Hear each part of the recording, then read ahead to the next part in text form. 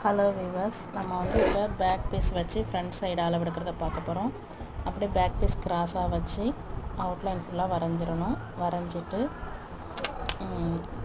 கழுத்துடைய அளவை பாயிண்ட் பண்ணணும். இடது பக்கம் கொக்கிப்பட்டி இருக்கிற பக்கம் வச்சு தான் கழுத்துடைய அளவு பாயிண்ட் பண்ணணும்.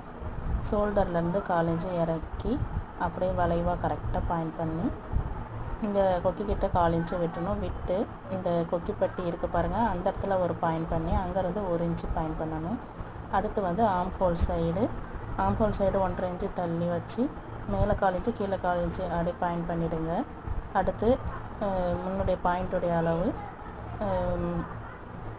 ஷோல்டர்லேருந்து ஸ்ட்ரைட்டாக வச்சு கீழேயும் மேலேயும் தையலுக்கு விட்டுறணும். விட்டுட்டு அந்த வளைவை கரெக்டாக நம்ம போட்டுக்கணும். அதே மாதிரி முன்கை வளைவுக்கு 1/2 இன்ச்சு வச்சு முன்கை வளைவை வரைஞ்சிக்கணும். இப்போ வெட்டினா கரெக்டாக வந்துடும்.